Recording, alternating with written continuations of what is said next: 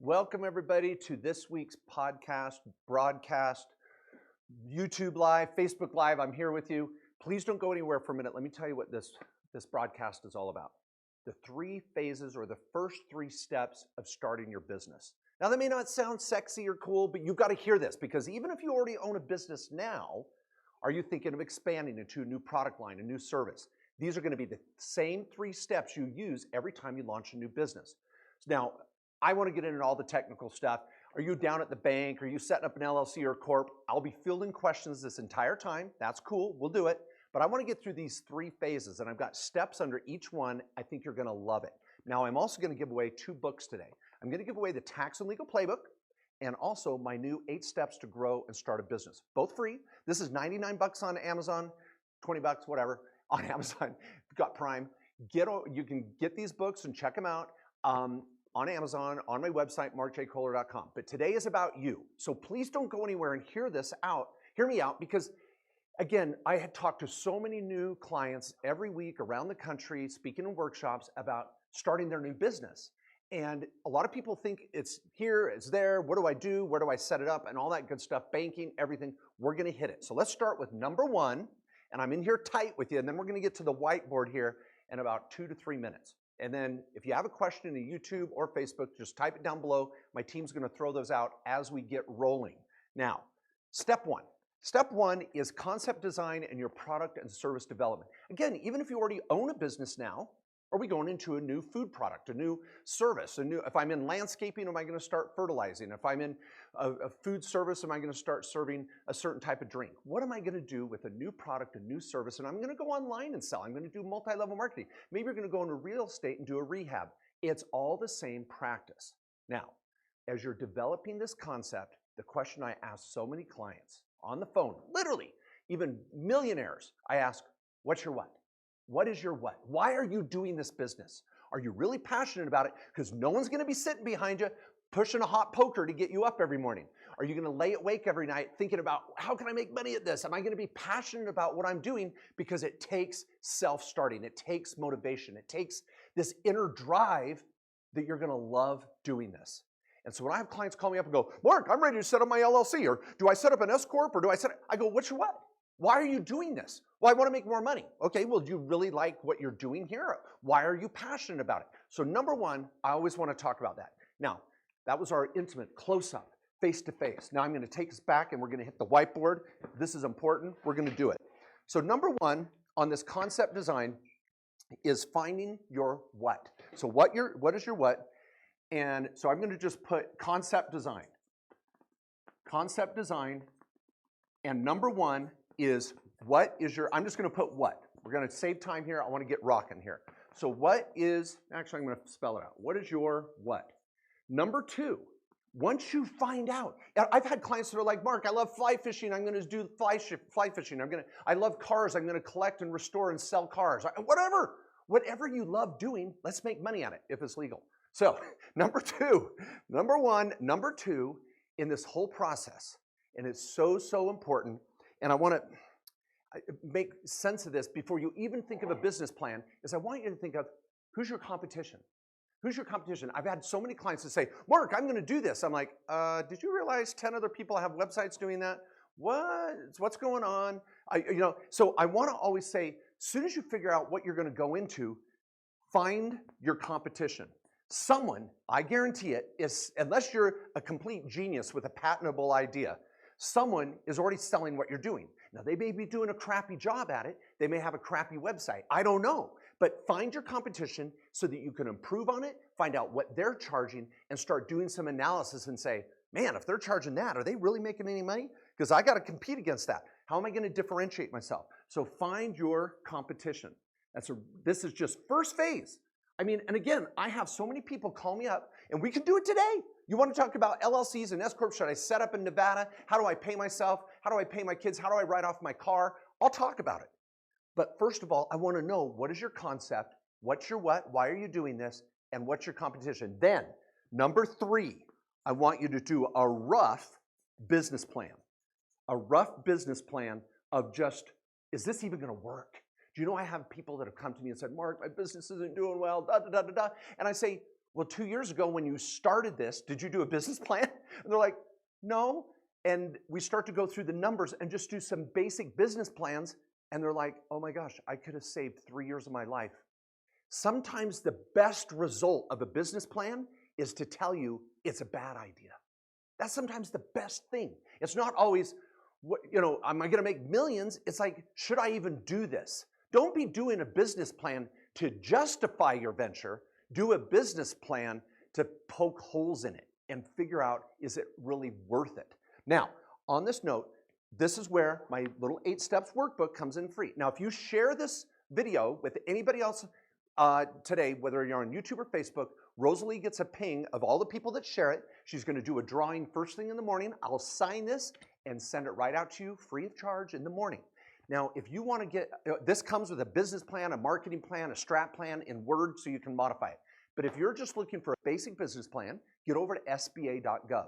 They've got some wonderful resources. I think sba.gov, let's write it up right in here, sba.gov does a great job helping people design their basic business plan. I think I do a better job, but they're not too bad. Now, once you do your rough business plan, if this idea is making sense, then you're going to go with a legit business plan.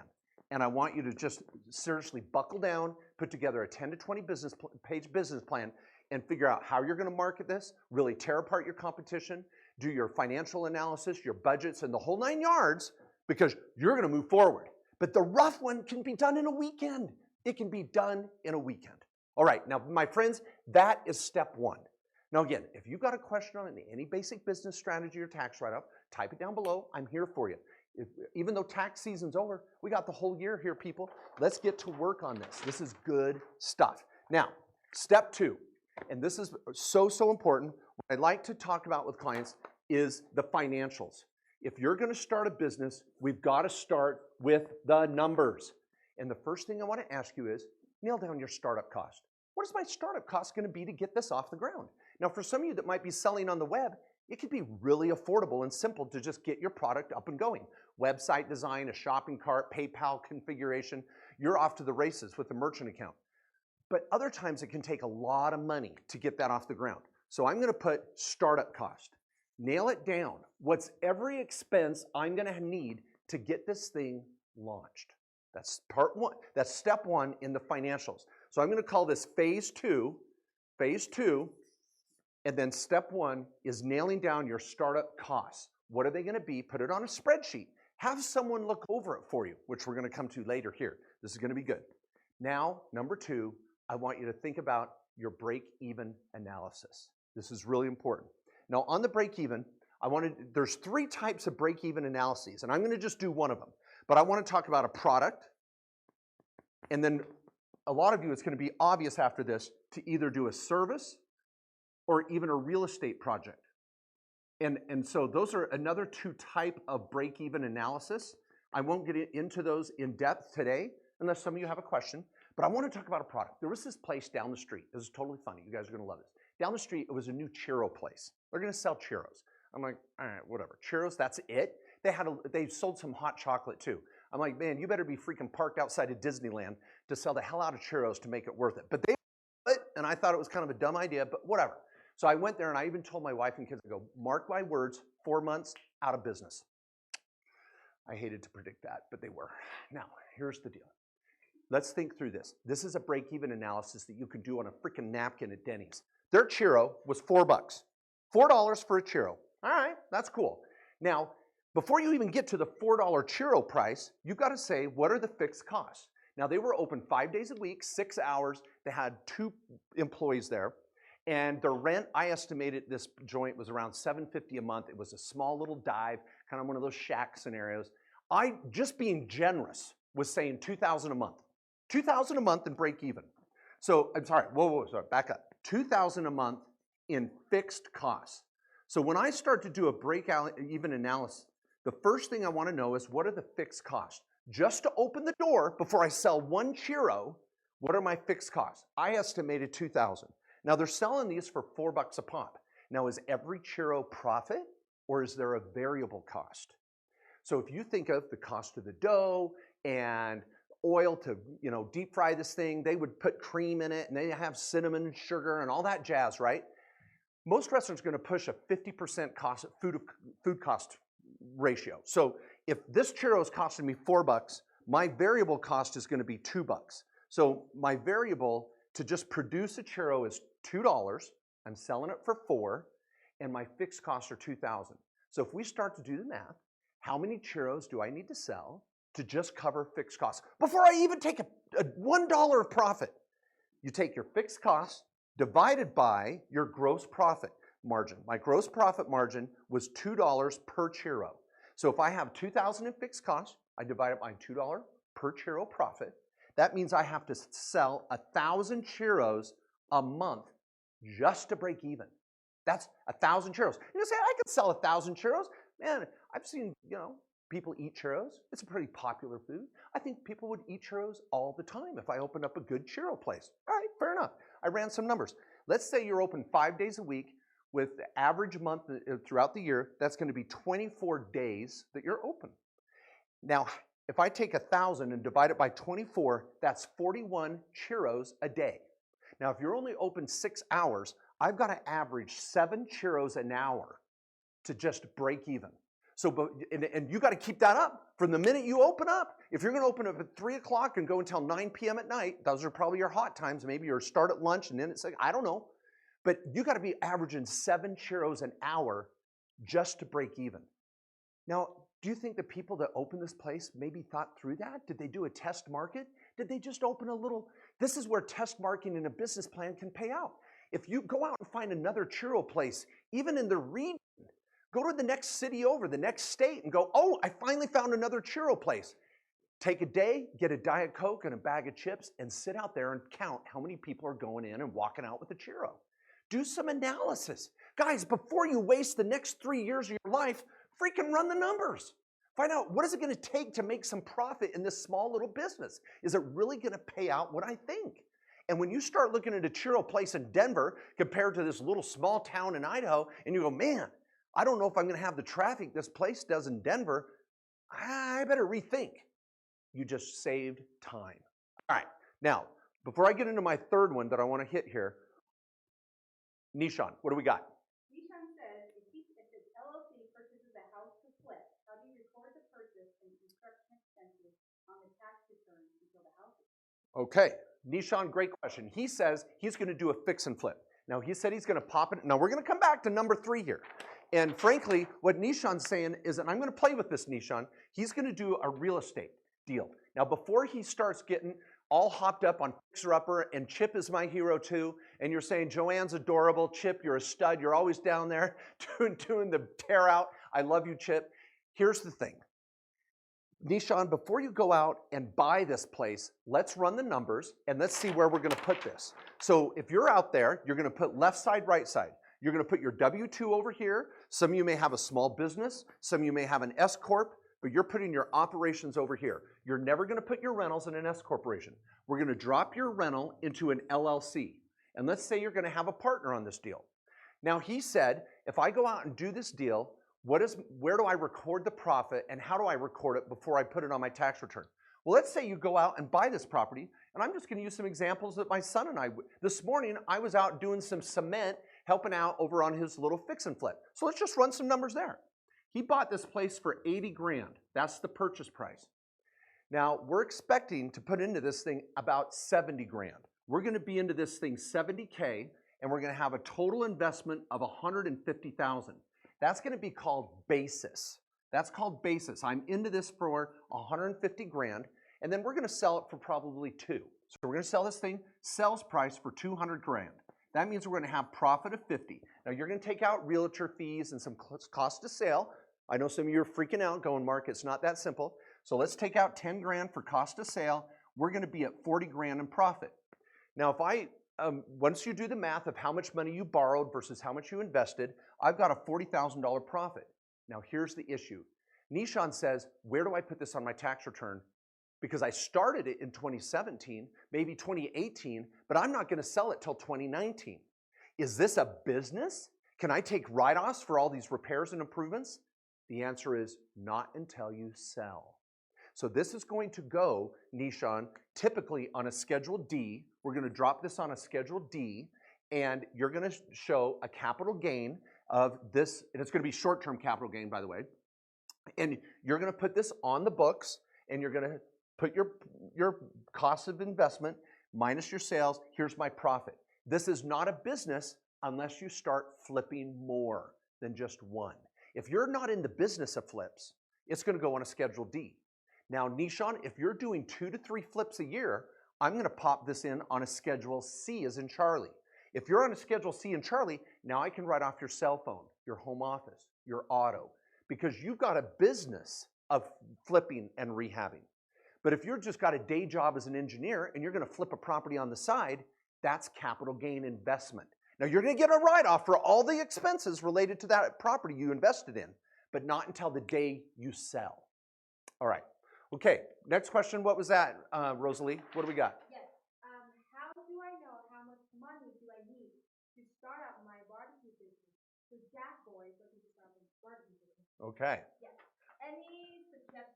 Okay, Jack, and his name's Jack Boy. Oh, Jack Boy. All right. Jack Boy says he is going to start a barbecue place. Man, I had some great barbecue last night, I'll tell you. So, Jack, you're speaking to me. All right. Jack says, how do you figure out not the break even? Jack says, what are my startup costs going to be? Now, the difference between startup, fixed, and variable, they're 3 different things. So let me use the example of the churro shop. See, here's the difference. I've got to go put in equipment, tables, chairs, decorations, a sign. I got to get this piece of equipment that if I feed this batter into, it's going to spit out a churro. I might have a drink machine. I might have just the equipment. That's a startup cost. And you may even have the down payment for your rent, maybe first and last month. So you're going to go through, Jack Boy, and you're going to say, I'm opening up a barbecue place. Maybe it's going to be a truck. Maybe it's going to be a van. Maybe it's going to be a little shop down the street. If it's going to be a van, how much does it cost the van? To equip it with a deep fryer and an oven, and I'm going to pull a barbecue pit behind me and smoke my meat all night long. Whatever it is, what does the equipment cost you to open the churro shop? That is your startup cost. Write it down and go, I got to come up with that money. And maybe you partner with someone. You go find someone and say, hey, if you'll put in that money, I'll go 50-50 with you. I'll work my butt off, we'll get this going, and you get every dollar of profit until you're paid back, and then we split profit 50-50. Or maybe you come in and say, hey, I get a salary and this and that. So you're going to have your startup cost. Then you're going to say, what are my monthly costs to run this place? Even before I sell one piece of meat, am I going to have rent, employees? That is going to be your monthly fixed cost. Then your variable cost is how much does the meat cost to produce? I got to go down to Albertsons and buy this meat, or to some butcher. Then I got to smoke it. I got to put seasoning on it. I got to have plates and napkins and paper plates and silverware. Those are going to be my variable costs. So I love your question, Jack. You're going to go through your startup cost to open, your fixed costs every month to stay open, and then what are your variable costs to sell your barbecue? Once you nail down these numbers, guys, this will happen automatically. You'll be sitting at your kitchen table crunching these numbers, and you're going to go, wow, this is a great idea. Or you're going to go, wow, this is a freaking stupid idea. And that's why you're doing this, people, on the kitchen table, pounding this out. Okay, we got Jethos. What does he say? He says he's been pitching digital marketing services for healthcare, done some free audits and proposals. No clients yet. Should I worry about starting my LLC? I've spent about $3,000 in equipment already. Okay, so Jethos says he's doing online marketing. He's spent about $2 or $3 grand getting off the ground. He hasn't made any money yet. That's right. He hasn't sold one thing yet. So what Jethos is in, and people, you need to know this, he is in startup mode. He is in startup mode where he is like thinking of a lemonade stand. You got to get all the things geared up before you sell that first cup of lemonade. You're going to buy cups, you're going to buy ice, you're going to build a sign, and you're going to be out there trying to get people to stop and buy a cup of lemonade. The minute you make your first sale, you're in business. So these are called startup costs on a tax return. And on your, I think it's fair to say that in my analysis of financials, you're going to say that's my startup cost to open up this online business. The minute he makes his first sale, Jethos, now you're in business. and you're going to say, okay, if I make sales, here's what the cost is to produce that. Here's how much time it's going to take. Is it worth my time? And you're going to start doing your analysis with your monthly costs, your variable costs, and your time. Is it worth it? So you're going to do this analysis in here before you open the door. So then Jethro says, do I open an LLC? It depends on the type of business. I think 9 times out of 10, if you're going to go to the point of investing $3,000, you're going to make this work, you're invested in it, start your LLC. But Jethos, I might just call it JB Enterprise. Make it a generic name. It may not be digital marketing. Next week, it might be drywall. The next week, it might be chocolate chip cookies. I don't know. Have a business name for your LLC that's generic so that you can start testing your ideas. Small business owners don't fail. Small business owners are flexible. They're going to change their idea. They're going to change the business plan because they're going to know I can start making money if I just tweak this a little. I get sick of those statements like, oh, 3 out of 5 business owners fail in the first 2 years. No, my business owners just changed the idea. Didn't mean they fail. It means they're flexible. They're agile. So Jethos, I would set up a generic name for your LLC, set up the LLC in the state where you live, open a bank account, start working on corporate credit, get your credit rating going, start looking at your funding, maybe a partnership, and get this thing rocking. All right, what do we got? James, one more question, then I'm getting back to my financial. At what point should you incorporate?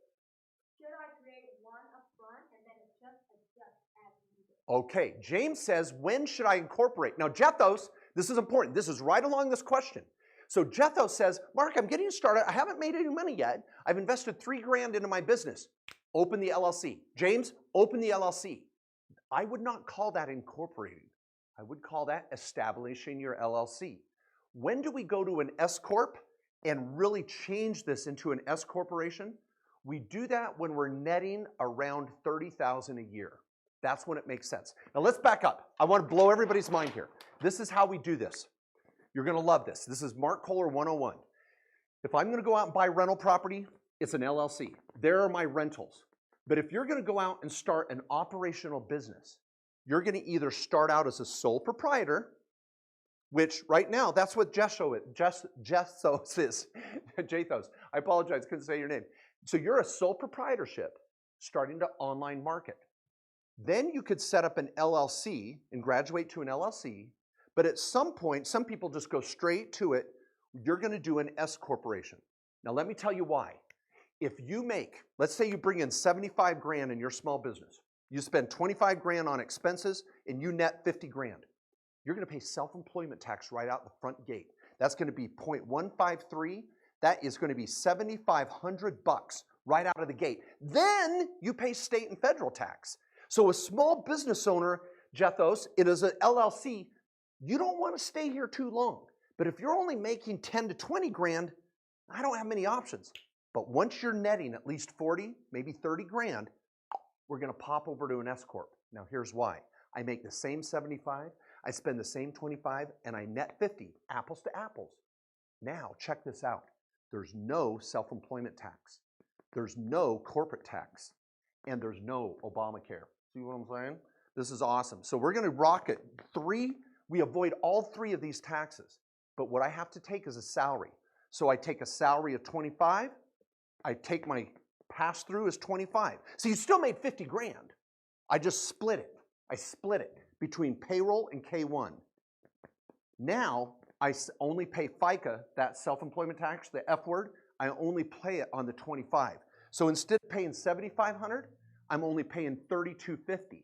I just saved 3 grand graduating to the S Corp. So people, in summary, start out as an LLC, start out as a sole prop, get your business plan done, start running your numbers, start testing your product, use a generic name for your entity, get out there, see how it's going.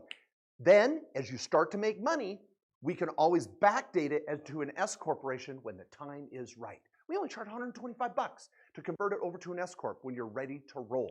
Now this, by the way, I'm going to say this, in my tax and legal playbook, I have a whole chapter on sole proprietors. I have a whole chapter on LLCs, a whole chapter on S corps, hiring your spouse, hiring your kids. How do I write off my car? How do I write off my home office? Babies, this is your handbook. It is called the playbook for a reason. You need this.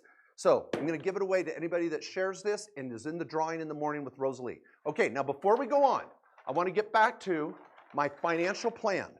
I've got my startup cost. Look at this, everybody. Startup costs, I'm going to calculate my variable. In this piece, you have to do your sales projection. That was a mouthful. Sales projection. You're going to look at what are my costs, fixed, variable, and startup, and what are my sales projection. And guys, I'm not kidding you.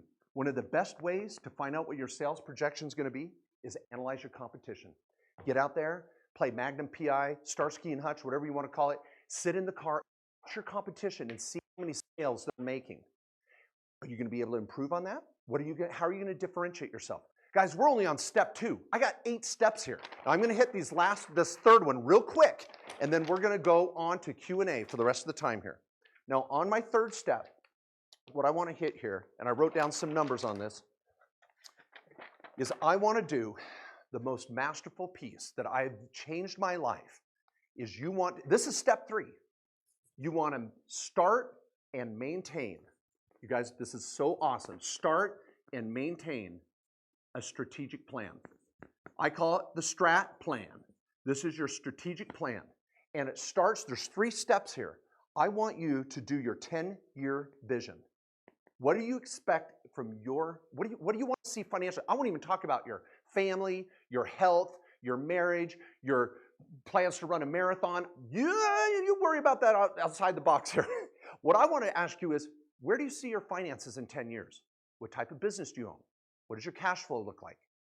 What is your 10-year vision? Taking away the restraints of time, finances, and really resources, education.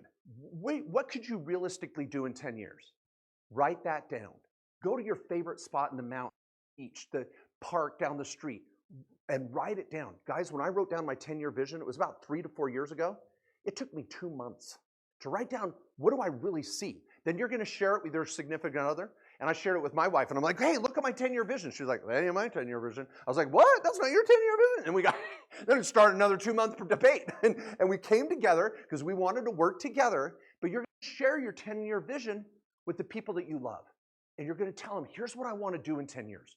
If they're not on the same page with you, there's got to be a change. You got to figure that out.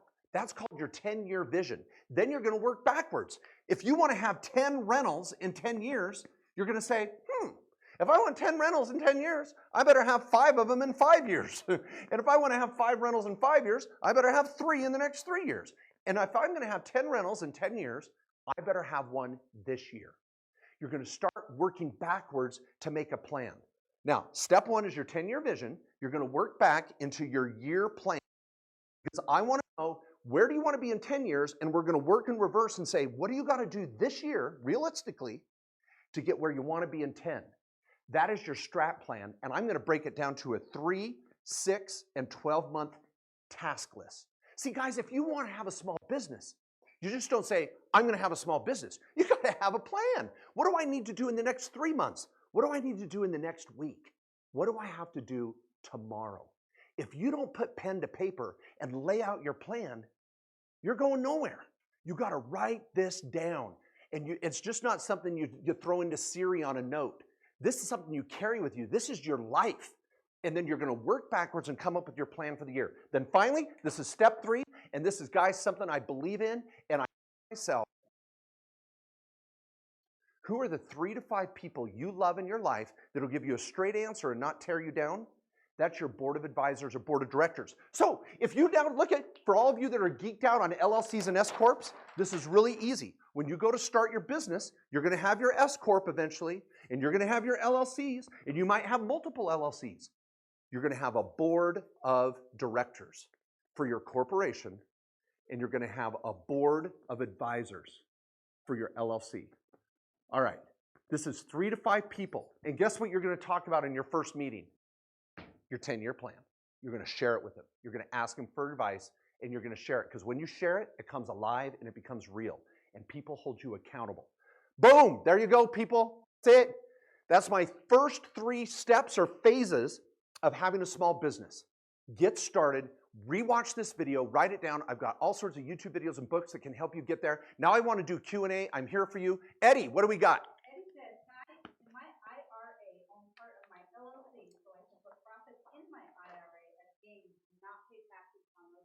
Eddie, I freaking love it. You know what? I'm going to have fun with this because we were talking about this last week with my son who was here when we were talking about his last little real estate project.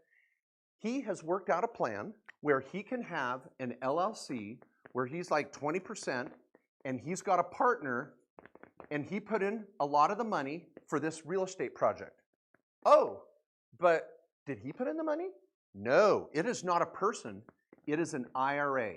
So you can take your IRA, your 401k, your SEP, your HSA, and you can start a business with a retirement account. Now, what I like to do with this is you can do multiple things. You can say, hey, on my investment side, I can do rentals, I can buy cryptocurrency, I can buy gold, silver, I can buy racehorses, Super Bowl tickets and resell them next year. You can form an LLC owned by your IRA, your HSA, your 401k, any of these types of retirement plans and self-direct it. I've got a whole chapter in my book on self-directing. You just type in YouTube, Kohler, self-direct. Boom. Start watching some of those videos and you see what you can do with your retirement account. Next question, Isaac. Okay, I have an S corporation but do not have a business running yet. Will that hurt my corporation? No, this is great. Eddie says, Mark, I already have, this is good. This is good, Isaac. He says, Mark, I've got my S Corp. I'm like, all right, we'll call this Eddie Inc. So Eddie has his S Corp, and that's cool, S Corp. And he goes, but I haven't figured out what my what is. I haven't figured out what my business plan is. I don't know what I'm going to sell. Is that going to hurt his corporation? No, not at all. Has he got the cart a little bit before the horse? Sure. But Eddie, it's done. You've spent the money to set it up. That's cool. You got a bank account.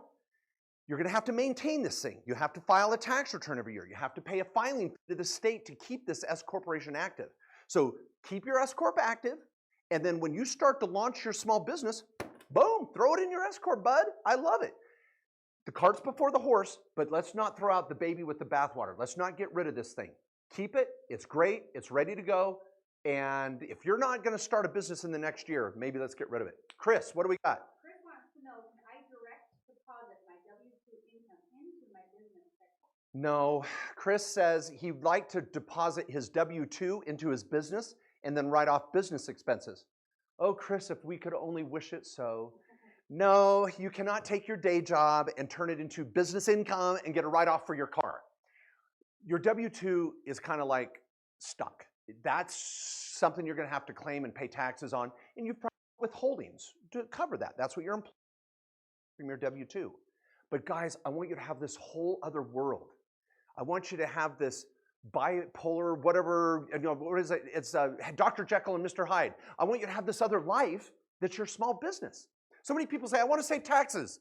I need something to make more money. I want to have retirement. Well, that may not happen with your day job. So let's take this other life, this other side of you, and let's make money at it. What are you passionate about? What do you love to do? Let's make money at it. Now I can write off your cell phone. Now I can write off your auto and your travel. That, my friends, is your small business on the side, this other side of you. Okay, Kathy. Okay, what are some low-cost options that you suggest for startup marketing and advertising with your business? Oh, Kathy. Ooh, I love this because I love marketing. Kathy says, what are some low-cost ways to get going on your business? All right, let's have fun with this. I don't know what Kathy's business is, so I'm going to keep this very generic. Kathy, in today's day and age, the first thing you've got to start with, you've got to have a website. You know, I'm even going to do that. I want to have a name. What is this name that you're going to brand? Because as you start to go marketing, you got to have something you believe in. It could be, again, you could have an LLC that's a generic name, like Eddie Inc. But then you can set up what's called DBAs or URLs, a different website. So you can have multiple businesses going into one S Corp. I only have one S Corp in my life, Mark Kohler Inc. And I got multiple businesses going into it. So the first thing is I'd find a catchy name. I'd like to brand. You got to brand this. What are your colors going to be? What is your logo going to be? And make sure that it pops because you want to be able to sell this bad boy. Number 4, you know I was going there. You got to have a website, even if it's just a landing page, because the first thing people do today, hey, you got a small business? What's the name of it? And they look on their phone. It should be redundant, meaning that it's just as cool looking on your phone as it is on a laptop or a desktop. So make sure that your website's up and going. Number 5, for marketing, I'm going to deal with it. I'm going to throw out social media. You got to get it out there. You're going to have to choose the core social media you like. I do the big four. I do Instagram, Facebook, LinkedIn, and Twitter. Those are my big four. Some of you are going to have more of a good time with maybe Snapchat or what's some other ones? What am I missing, ladies? I already am doing Instagram. I'm there. I'm a teenager at heart. Okay, we're good. Get your social media going. And then number 6 is you want to come up with a referral network. I think one of the best things you can do is find other people that are going to refer to you. A referral network. It was really funny. I had this client. What was he selling? Maybe it's best I don't remember. But he figured out the best referral network was hair salons. Ladies would sit in the chair, get their hair done for 4 freaking hours and spend $200 or more. Makes no sense at all. Anyway, these ladies would be sitting in the chair forever at the hair salon talking about their business, life and their crappy husband and all these things, right? And so they're in this hair salon, and he said, if I could get my hair salon ladies to recommend my business, it was my best referral source. So he started to go to these hair salons and give away freebies and money and all this stuff. You need to find out who is most likely to refer customers to your business. Start building some referral network, an affiliate program. Anyway, there's 6. Those are fun. I've got here, you would love this. I'm just going to say this. In my marketing section here of my book, I have 72, let's see what it is, 72 different marketing ideas from social media to standard media to events to technologies to print and signage to networking. And you can go through and say, am I going to do this in the next 3, 6, or 9 months? So I'd really recommend you get over there, Kathy. Rami, one last question. Should we do it? Or 1 and 2? We'll do 2 more questions. Rami, what do we got? Her question is, she has 3 LLCs under 1 S corp. How does she report them in taxes? Under an 1120S or separate? Okay. Rami says she's got 1 S corp. This is very similar to me, Rami. She's got 1 S corp, and this is Rami here. And she's doing her payroll, and she's doing her K1. We're writing off all these wonderful expenses. She has a board of directors here to share her plans with, right? Isn't this sweet?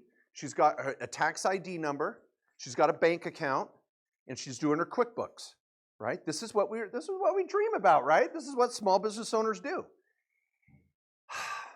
She's got 3 LLCs. Let's see, what is Rami doing? Let's say Rami has a food truck, and she's doing sprinkler systems. And what else is Rami doing? Let's think. And Rami is doing drywall. Okay, so Rami, she is very, very industrious with her hands. These might look like 3 guy things that, all here, but who knows? I'm just being dumb. Okay, she's got 3 different LLCs owned by her S corp. Is there a problem with that?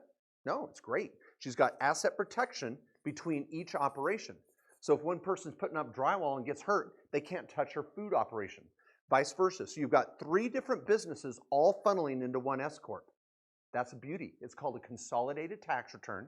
This is going to be an 1120S tax return. She's going to do 1 payroll for herself, write off expenses that relate to all 3 businesses. She might have partners over here. She might have different websites over here. So these are 3 different businesses, but all funneling into 1 consolidated entity. Very efficient. That's what I do, Rami. I like where your head is. Any last questions? Okay, Ravi. Yes. How many checking accounts do most small businesses have? And do the funds help with anything? Okay. Well, Ravi, she threw me a softball. She said, how many checkbooks should you have? And does our company help with this? Well, let's do checkbooks.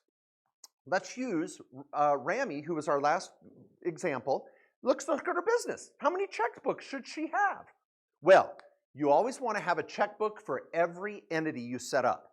So we've got, and you need to have a personal checkbook. So let's do personal checkbook is number 1, because I want you to pay for groceries, underwear, your car payment, your house payment, your rent. It's got to come out of your personal checkbook. You always, always have a personal checkbook.